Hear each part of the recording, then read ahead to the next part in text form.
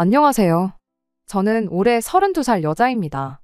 이혼한 지도 벌써 1년이 훌쩍 넘어가네요. 이미 다 지나간 이야기 꺼낸다고 달라지는 게 뭐가 있겠냐만 다들 이렇게 자기 사연들 나누시는데 저도 못할 게 뭐 있겠나 싶어서 이렇게 제 이야기 한번 해보려고 찾아왔습니다. 이혼한 게 자랑은 아닌 거 알지만은 늘 이렇게라도 한번 속 시원하게 제 이야기를 터놓을 곳이 있었으면 좋겠다 싶었습니다. 자초지종은 저희 부모님만 알고 계시지 제가 어떻게 왜 이혼하게 되었는지 솔직히 그 누구에게도 한번 제대로 털어놓은 적이 없었거든요. 친구들한테도 그냥 성격 차이로 이혼했다고만 했지 괜히 뒤에서 저에 대한 이상한 이야기가 돈다면 그건 그것대로 싫기도 했고요. 그렇게 저희 이혼은 사실상 저만 아는 저 혼자만의 이야기였지만 언젠가부터 혼자 속에만 담아두는 게 능사는 아니라는 생각이 들기 시작했어요. 그동안 마음고생은 마음고생대로 엄청나게 했으면서 어디 가서 위로다운 위로도 못 받아봤거든요. 물론 모든 분들이 저를 위로해 주시는 게 아니라 손가락질 할 수도 있는 이야기겠지만 그래도 이렇게 털어놓으면 조금이나마 제 마음이 편해지지 않을까 하는 생각이 들어 이렇게 제 이야기를 적어서 보내게 되었습니다. 남편은 오지랖 넓은 학교 선배에게 처음 소개를 받게 되었어요. 그 선배는 마치 자기가 마담뚜라도 되는 것 마냥 주변에 자리 잡고 잘 지내고 있는데 혼자 지내는 사람들만 보면 어떻게 이어주지 못해서 가만히 있지를 못하는 성격이었죠. 아무튼 그 선배가 정말 오랜만에 저한테 연락을 해와서는 반갑게 친한 척을 하기 시작했습니다. 학교 다닐 때 이후로 거의 연락이 끊어지다시피 했던 사람인데 어디서 들었는지 너 무슨 회사 다니고 있는 거 맞지 하면서 저한테 이것저것 확인을 하기 시작했어요. 회사는 언제부터 다녔는지, 부서는 무슨 부서인지 하는 이야기들까지요. 처음에 회사 이야기 꺼내면서 거기 다니냐고 물었을 때만 해도 저는 선배가 혹시 저랑 같은 직장 다니는 사람들 중에 누구 아는 사람이 있어서 저든 그 사람이든 간에 아는 척, 친한 척 하려고 그러나 보다 하고 단순하게 생각했거든요. 그런데 질문이 조금 사적인 질문까지 이어지고 하길래 왜 그런 걸 물어보나 싶었습니다.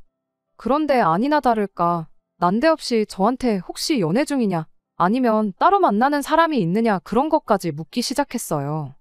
그때 이 선배가 저한테 이렇게 친한 척하면서 이것저것 물어보는 게 누구를 아느냐고 물어보려는 게 아니고 저한테 누군가를 소개시켜주려고 저러는 거라는 걸 눈치챌 수 있었습니다. 아니나 다를까 남편에 대한 이야기를 저한테 꺼내왔지요. 자기가 아는 사람 통해서 알게 된 사람인데 조건도 좋고 정말 괜찮은 사람처럼 보이는데 아직도 혼자더라 하면서 그 사람을 제가 꼭 만나봤으면 좋겠다나요. 그런데 마침 그때쯤 저도 이제 나이가 나이인데 결혼 생각도 해야 하지 않나. 그런데 남자라고는 회사에서 만나는 직장 동료들 뿐인데 어디 가서 사람을 찾아야 하나. 뭐 그런 생각을 하고 있던 시기였거든요. 운명적인 만남이 아니고서야 어차피 누군가를 통해서 만나야 할 텐데 암만 생사도 모르고 지내다가 오랜만에 연락 온 선배였다고 할지라도 그게 문제될 게 있나 싶어서 겸사겸사 남편을 만나보기로 했지요. 남편에 대한 첫 인상은 다른 것보다 사람이 참 순해 보인다는 거였어요. 성격도 서글서글하니 모난 곳 하나 없었고 사람이 성격이 좋다는 말이 딱 이런 사람을 두고 하는가 보다 이해가 될 만큼 괜찮아 보였습니다. 당연히 소개팅이 끝난 이후로도 몇 번을 더 만났고 그렇게 저희는 연애를 시작하게 되었습니다. 그렇게 1년 반 정도를 더 연애하다가 결혼까지 하게 되었지요. 하지만 제가 완전 사람을 잘못 봤던 겁니다. 남편뿐만 아니라 남편의 가족들까지도요. 결혼을 결심할 때 시어머니가 안 계시다는 건 전혀 고려 대상이 아니었습니다. 남편의 어머니가 남편 어릴 적에 아버님과 이혼을 했다고 들었거든요.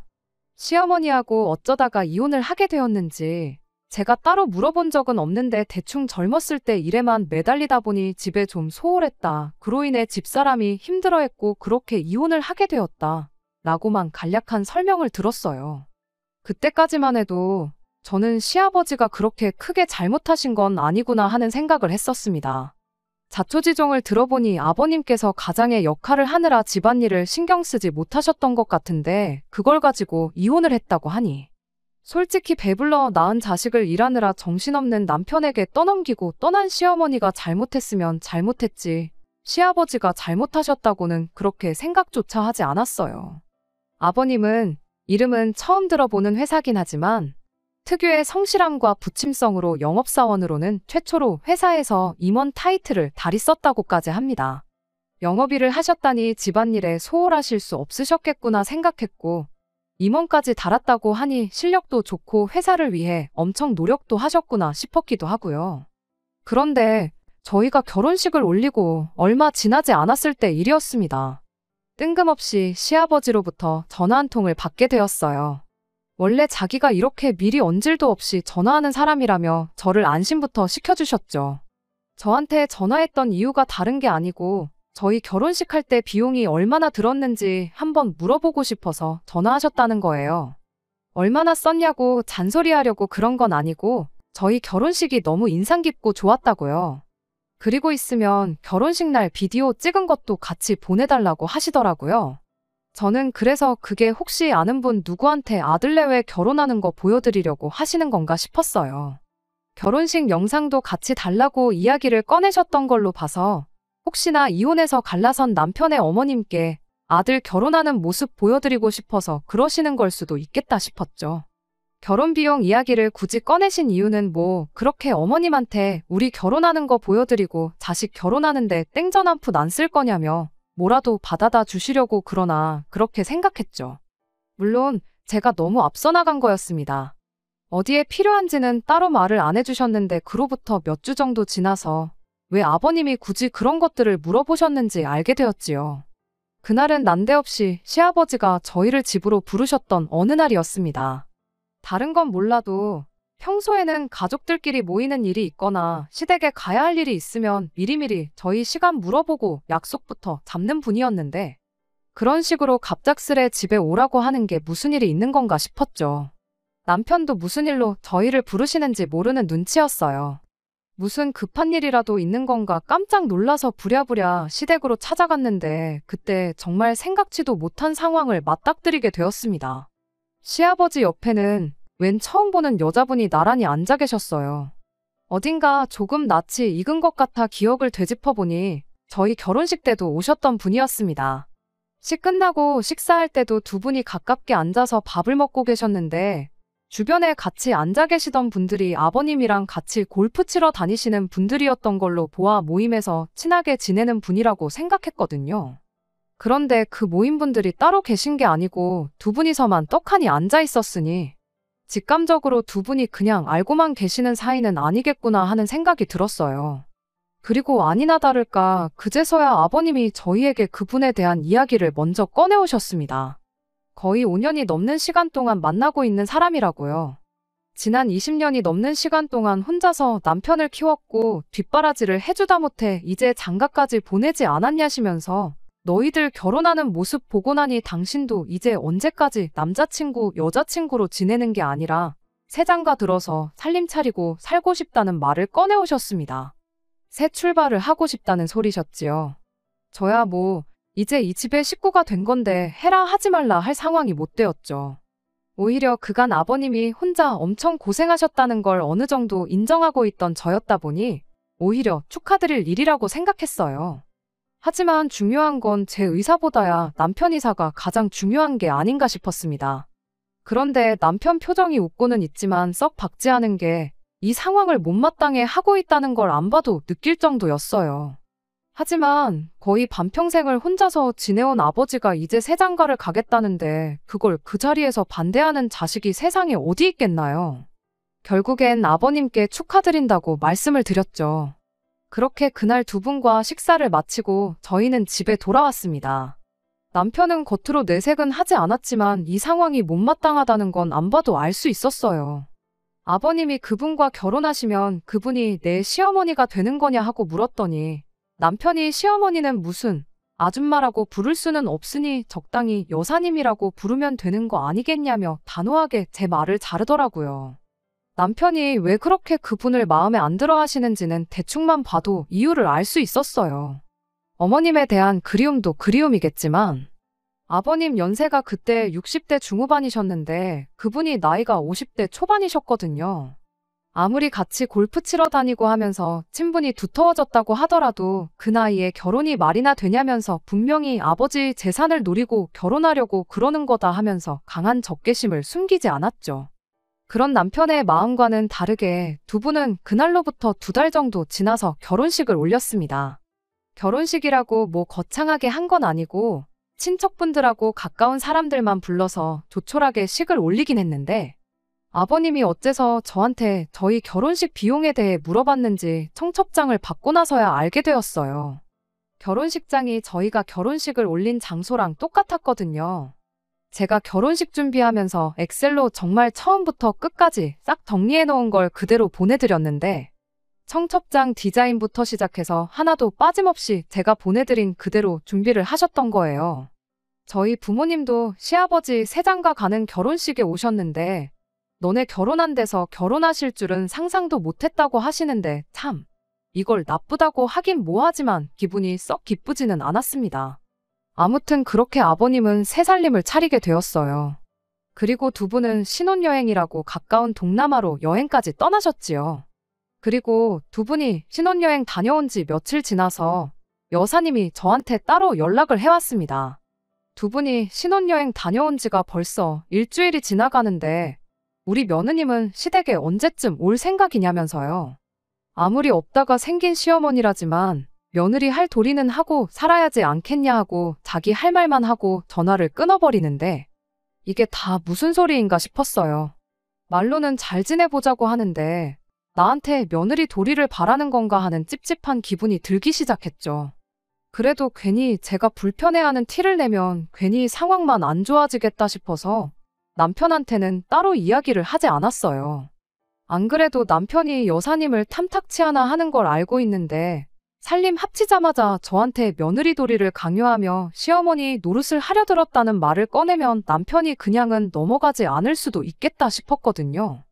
그리고 일단 이야기가 나왔으니 그 주 주말에 시댁에 다녀왔습니다. 그날은 별일은 없었어요.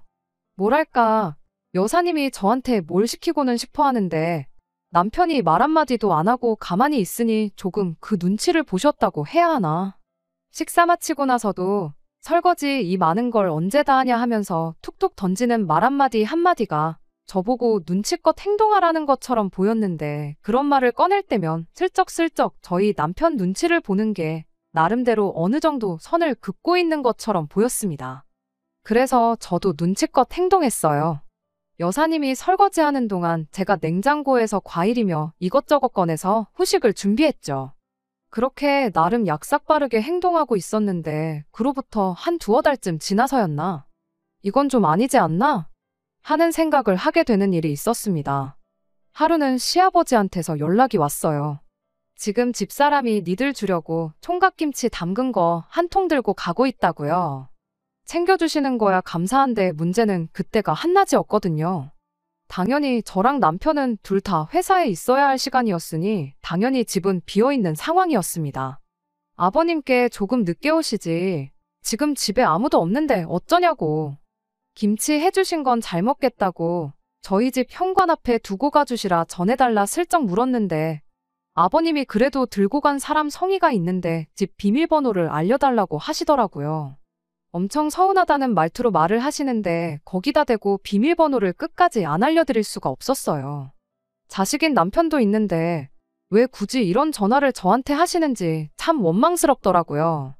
애초에 저희가 뻔히 회사에 있을 시간이라는 거 알고 찾아오신 게 이유가 있지 그냥 오신 건 아니겠구나 생각하고 있었는데 아니나 다를까 곧바로 비밀번호를 알려준 게 화근이 되었어요. 이튿날 아침에 여사님이 출근길에 저한테 전화를 해왔습니다. 전날 총각김치 두고 가면서 저희 집 냉장고를 보게 되었는데 아무리 젊은 사람 둘이 산다고 한들 어떻게 냉장고를 그렇게 텅텅 비워둘 수 있느냐며 한 소리를 하셨죠. 한국 사람은 밥심으로 일한다는 소리 못 들어봤냐고. 특히 우리 아드님 밖에 나가서 일하려면 고생일 텐데 너무 부실하게 먹이는 거 아니냐고. 그건 시어머니로서 두고 볼 수가 없다는 겁니다. 그리고는 어제처럼 김치같이 손 많이 가는 음식들은 당신이 가져다 줄 테니 저는 앞으로 남편 밥상에 국이나 찌개 하나, 못해도 반찬은 4-5가지 해서 식사를 챙겨주면 좋겠다는 소리를 하더라고요. 통화하는 내내 정말 어이가 없고 황당했어요. 애초에 하기로 했던 대로 김치만 두고 가셨으면 아무 일도 없는 건데 굳이 저희 집 냉장고까지 뒤져보면서 분란을 조장하는 건가 싶었거든요. 애초에 저랑 남편 두 사람 다 맞벌이하고 회사 일 끝마치고 집에 오면 7시 반이 넘어서 그냥 저녁도 밖에서 알아서 해결하고 들어옵니다. 결혼하고 한 번은 남편이 집밥 이야기를 꺼낸 적이 있었는데 그때 이미 남편과 식사 문제에 대해서는 이야기가 다 끝난 상황이기도 했어요. 남편한테 일 마치고 와서 집밥까지 해줄 능력은 안 되니 정 밥이 먹고 싶으면 직접 해먹으라고 이야기가 되어 있던 상황이었죠. 제가 만약 남편한테 생활비를 타서 살고 있는 전업주부라면 여사님 말대로 매 끼니마다 임금님 수라상까지는 아니어도 국찌개 하나에 반찬 대여섯 개 정도는 해줄 수 있습니다만 맞벌이를 하는 이상 아쉬운 사람이 하는 게 당연한 거 아니겠나요? 남편도 그렇게 하겠다고 했고 저희는 아무 문제가 없는데 왜 여사님이 부탁도 안 했는데 나서서 이렇게 일을 키우는 건가 싶었어요. 뭐 거기서만 알겠다고 대답했지 시키는 대로 할 생각은 없었습니다.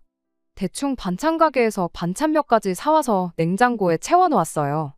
안 먹으면 안 먹는 대로 버려야 하긴 했는데 이따금씩 남편이 퇴근이 일찍인 날이 있어서 두면 알아서 꺼내 먹겠거니 하고 말았습니다. 하지만 여사님의 시어미질은 거기서 끝이 아니었어요.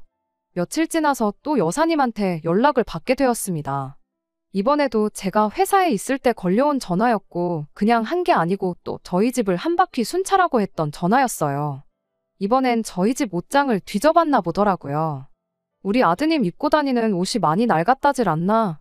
와이셔츠를 보니 꼬깃꼬깃한 게 다림질 같은 거 안 해주냐 하면서요. 사회생활하는 남자가 밖에 나가서 꼬리 우스우면 대접 못 받는다고. 그리고 남편 옷차림새가 저러면 우리 며느님도 같이 싸잡혀서 욕먹는 거 모르냐는 소리를 하는 겁니다. 남편 옷도 똑바로 못 입히고 출근시킨다고 내줘도 똑바로 못 해주는 마누라라고요. 제가 뭐 현모양처 소리를 듣고 싶은 것도 아니었고 그날은 그냥 남편한테 옷도 좀 똑바로 다려입고 다녀라 하고 잔소리 좀 하고 말았습니다. 옷장에 있는 옷들 중 너무 오래돼서 포만 나는 옷들도 그 길로 싹 다 치워버리고 새 옷도 사줬죠.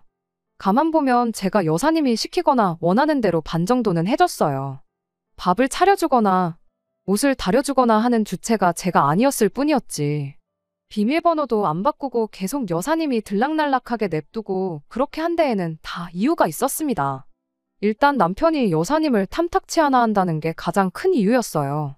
그냥도 저렇게 싫어하는데 이렇게 저희 없을 때 집에 들락날락거리면서 꼬투리 잡아 시어미질 하는 걸 남편이 알게 되면 무슨 일이 생겨도 생기겠거니 싶었거든요. 그렇게 거의 일주일에 한 번꼴로 여사님의 잔소리를 들으며 지냈습니다. 그런데 듣기 좋은 꽃노래도 한두 번이지 안 그래도 듣기 싫은 말을 일주일마다 듣게 되니 저도 점점 인내심이 바닥나기 시작했어요.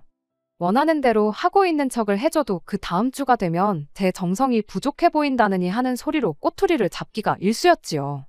그렇게 제가 반년 정도를 혼자 견디고 있다가 이제는 도저히 안 되겠다 싶어서 남편한테 이 이야기를 꺼냈습니다.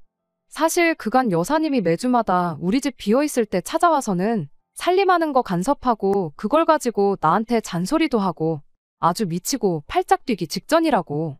너무 지치고 피곤하다고 하소연을 했죠. 별로 마음에도 들어하지 않는 사람이 우리 집에 몰래 들락거리며 저한테 잔소리까지 한다는데 저는 당연히 남편이 그 이야기를 듣고 불같이 화를 낼 줄 알았어요. 그런데 남편의 반응은 제 예상과는 정반대였습니다.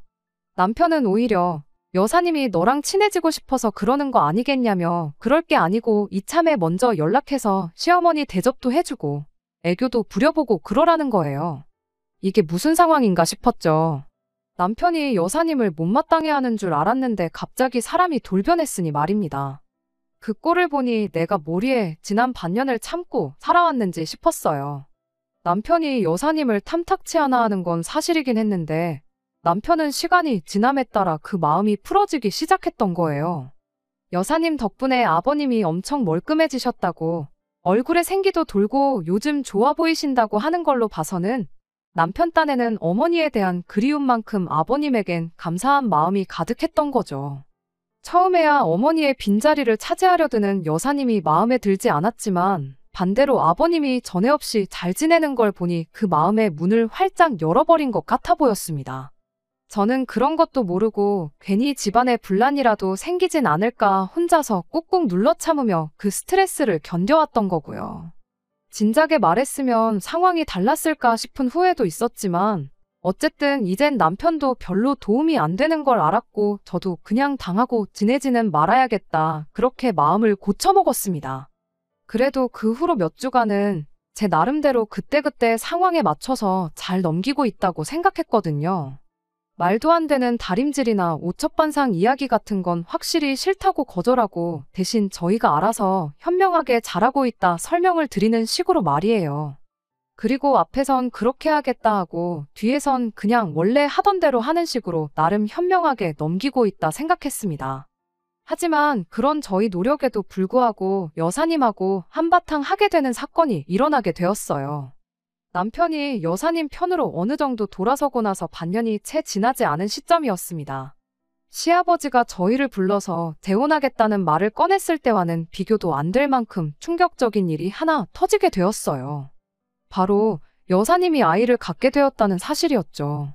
아버님도 참 대단하신 게 남편한테 칠순 때 집사람하고 둘이 해외여행이나 보내달라 그런 이야기를 하고 계시는 와중에 저한테 생각지도 못한 도련님을 선물해 주실 줄은 몰랐습니다. 50대 초반의 아이를 가진 여사님도 참 대단하다 싶었고요. 그래도 한편으론 이제 아이돌 보고 그러시려면 괜히 쓸데없이 우리 집 찾아와서 꼬투리 잡고 잔소리하고 그런 문제는 사라지겠구나 생각했어요. 다른 것보다 그것만큼은 환영할 일이라고 생각했지요. 그리고 그때쯤부터 여사님이라는 호칭 대신 어머니, 시어머니라 불리기를 원하셨어요.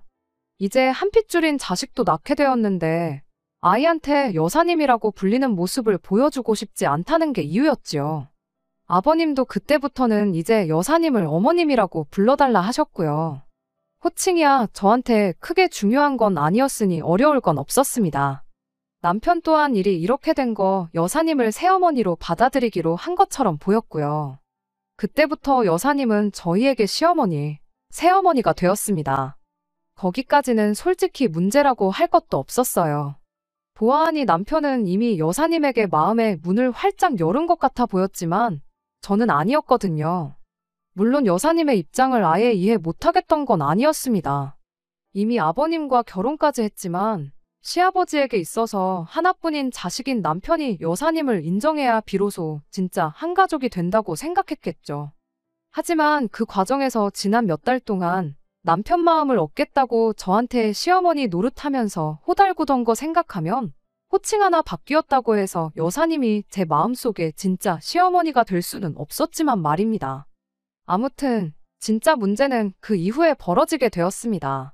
난데없이 남편이 우리도 이세 계획을 조금 서두르는 편이 좋지 않겠냐는 이야기를 꺼내왔거든요.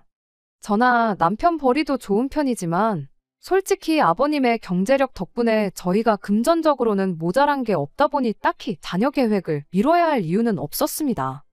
다만 제가 저 스스로 전업주부의 삶을 사는 것보다 경력을 쌓으며 제가 하고 싶은 일 하는 삶을 바랬었고 그러기 위해서는 회사 내에서 어느 정도 자리를 잡는 게 급선무였다 보니 자녀 계획을 최대한 미루는 게 저한테는 이득이었어요. 이 부분에 대해서는 남편도 결혼 전부터 합의를 했던 부분인데 갑자기 저렇게 말을 바꾸니 무척이나 당황스러웠지요. 그래서 남편한테 왜 갑자기 아이를 갖자고 하는 거냐고 이유를 물어봤습니다. 남편이 그러더군요.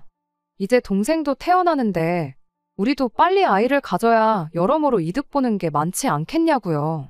이득이라니 무슨 이득을 본다는 거냐 물었는데 남편이 대답하기를 그래도 우리 아이가 동생하고 비슷한 시기에 태어나야 어머니한테 아이 맡기고 그러는 게 수월하지 않겠냐고 하더라고요.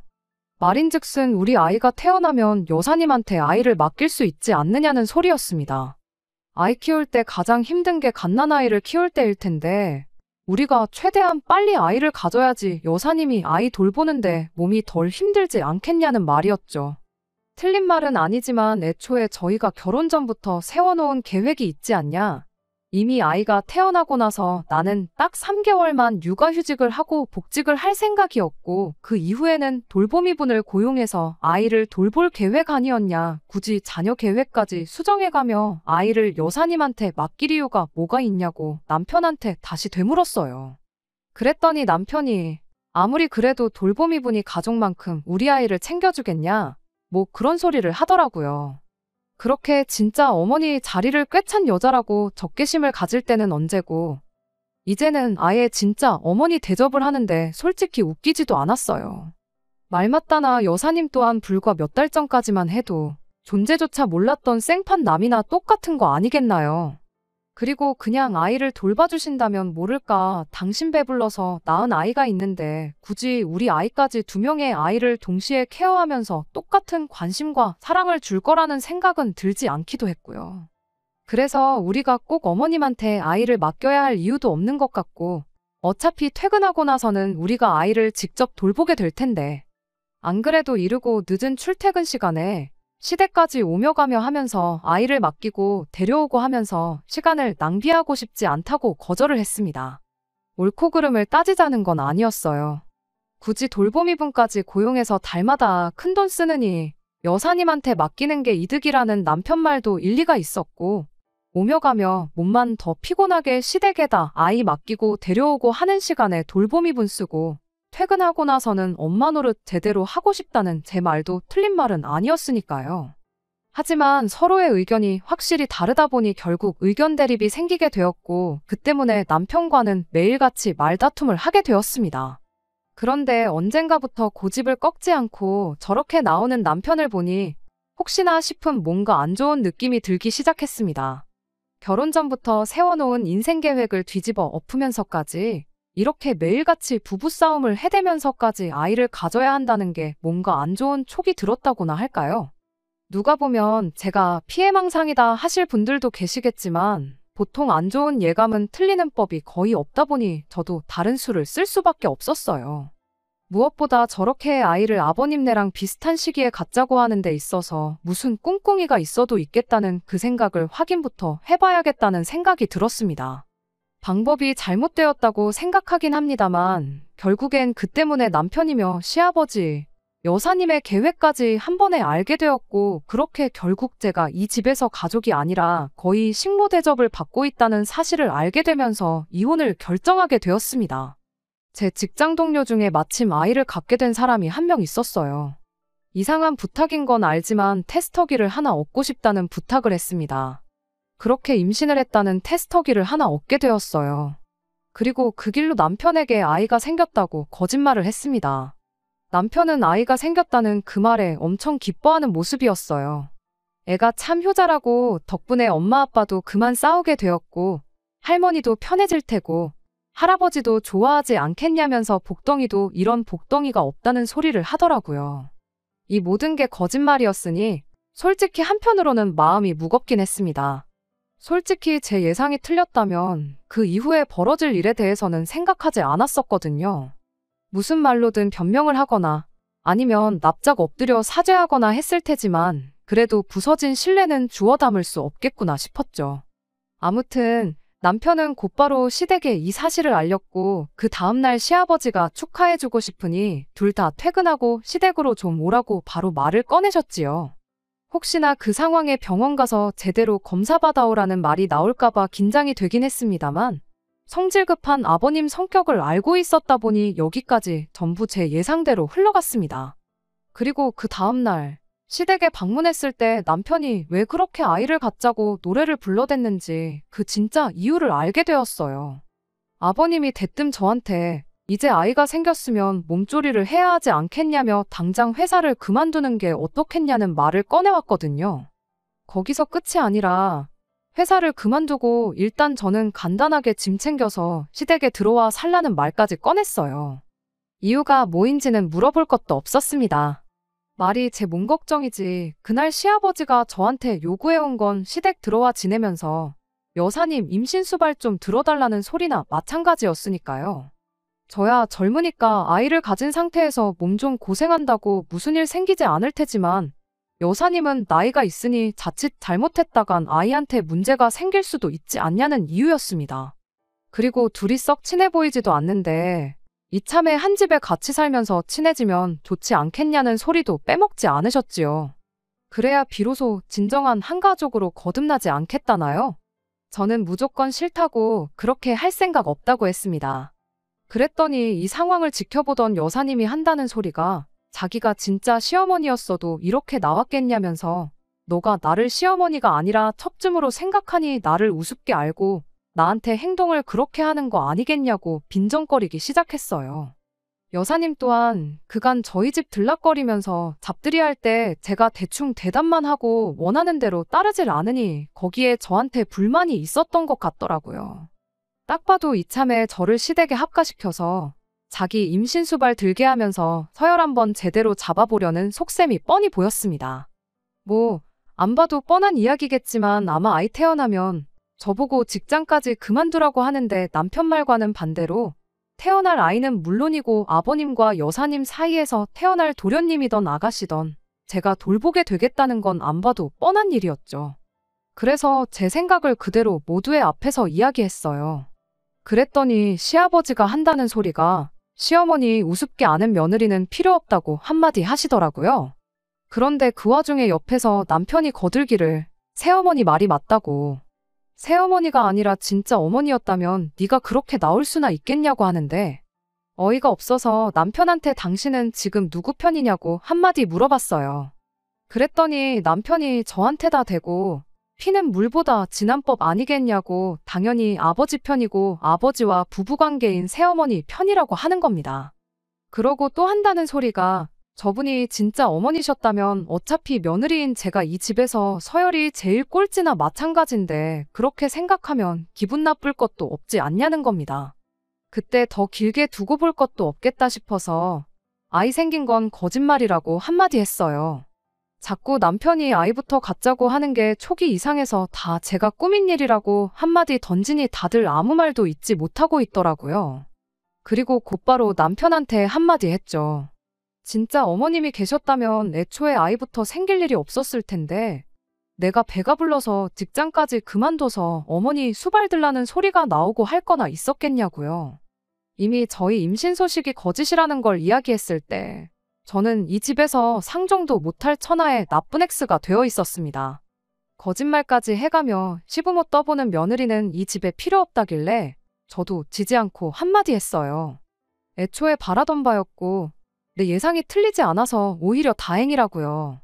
이런 인간도 못 되는 집구석에 며느리 노릇하면서 식모살이 하기엔 내 인생이 너무 아깝다고 저 같은 며느리는 이 집에 필요 없다고 하셨는데 빠른 시일 내로 이혼 서류 만들어 올 테니 도장이나 제때 찍어달라고 말하고 시댁을 뛰쳐나왔습니다. 이혼하는 게 두렵지는 않았어요. 애초에 어느 정도 마음의 준비를 했던 상황이기도 하고 저런 집구석에서 여사님 밑으로 여자고 남자고 누구 하나 태어나면 결국 저쪽은 저쪽대로 가족이 하나 더 생겼다고 똘똘 뭉칠 테고 저는 저 혼자서 겉도는 고달픈 신세가 되는 건 불보듯 뻔한 상황이었으니 말이에요. 그날 그렇게 뛰쳐나왔는데도 지 가족들 편든다고 저를 붙잡으러 따라 나오지도 않았던 남편이 막상 제가 진짜 이혼 서류 만들어서 가지고 오니 그제서야 저를 붙잡기 시작하더라고요. 보아하니 여사님 쪽에서도 장가까지 보내서 이제 신경 안 써도 되는 줄 알았던 남편의 아들이 다시 남편 밑으로 들어오는 게 탐탁치 않은 상황이었나 봅니다. 아버님의 재력과 관심과 사랑은 당신 뱃속에 있는 아이가 독식을 해야 하는데 갑자기 혹이 생긴 기분이었을 테니까요. 남편도 혼자서는 지낼 용기가 없었던 건지 그제서야 제 편을 들면서 잘 지내보자고 싹싹 빌더라고요. 하지만 이미 이 사람의 밑바닥을 봐버린 저로서는 굳이 저한테 앞으로 잘하겠다는 이 사람 말 믿고 이혼을 철회할 이유가 하나도 없었어요. 왜 평생 없이 지냈던 어머니가 생겨서 좋았던 거 아니냐고. 나는 그 사람을 시어머니로 받아들일 생각도 없고 부려먹기 좋은 식모로 살 생각도 없으니 가족끼리 똘똘 뭉쳐서 잘 지내보라 한마디 하고 말았습니다. 그리고 그렇게 1년 정도의 진흙탕 싸움 끝에 결국에는 남편과 이혼을 할 수 있었습니다. 숙려 기간이 끝나고 나서 이혼 신고하려고 남편과 만나게 되었는데 남편 꼴이 말이 아니었어요. 그리고 어렵사리 저한테 지금이라도 이혼 취소하고 다시 시작해보면 안 되겠냐고 말 한마디를 꺼내더라고요. 왜 이제 와서 또 마음을 바꾸었냐고 물으니 태어난 동생이 사실 아버지 아이가 아니라는 충격적인 이야기를 전해왔어요. 남편은 저랑 이혼하기로 결정한 직후 다시 시댁에 들어가서 지내게 되었는데 태어난 여사님 아이가 여길 보나 저길 보나 아버님과는 닮은 구석이 하나도 없었답니다. 문제는 여사님하고도 닮은 구석이 하나도 없었다는 거였고요. 아버님은 별로 신경 쓰지 않는 눈치셨는데 막상 그 집에 들어가서 찬밥 신세가 된 남편이 그래도 혹시 모르니 확인은 해봐야겠다 싶어서 아버님하고 여사님 몰래 친자 검사를 의뢰해봤다나 봐요. 그런데 그때 태어난 아이가 아버님과 여사님 사이에서 태어난 아이가 아니라는 사실을 알게 되었던 거고요. 아직 아버님께는 말씀드리지 않은 상황이라는데 저만 괜찮다면 우리 둘이 다시 합치고 그 악독한 여자를 집에서 쫓아내겠다는 소리를 하더라고요. 아버님한테 물려받을 재산을 생각해보면 결코 손해보는 게 아니지 않냐며 다시 예전처럼 잘 지내보자는데 남편한테 내가 직장이 없냐, 돈이 없냐, 뭐가 아쉬워서 그딴 집구석에 내 발로 다시 기어들어가겠느냐고 한마디 해줬어요. 친자 확인 결과로 그 여자를 집에서 몰아내던 아버님 행복을 위해 눈 감고 모르는 척 살던 네 알아서 하라고 나는 무슨 일이 있어도 이 이혼을 철회할 생각 없다고요. 그렇게 그 길로 이혼 신고 마치고 남편은 물론이고 그 말도 안 되는 집구석과도 영영 이별을 하게 되었습니다. 남편은 끝내 친자 검사한 걸 자기 가슴속에 묻어두기로 결정한 것 같아 보이더라고요. 그 와중에도 아버님의 행복을 생각해서 내린 결정 같은데 과연 그 결정이 나중에 유산 물려받을 때가 돼서도 유효한지는 그때 돼봐야 알 일이겠네요. 물론 저는 앞으로 더 이상 그 집구석일에 신경 쓸 생각 없으니 남편이 내린 그 결정에 후회를 하게 될지 말지는 그때 가봐야 알 일이지만 말입니다. 끝까지 들어주셔서 감사합니다. 오늘의 사연은 여기까지입니다. 구독과 좋아요, 알람 설정 부탁드리고 더 좋은 사연으로 다시 찾아뵙겠습니다. 감사합니다.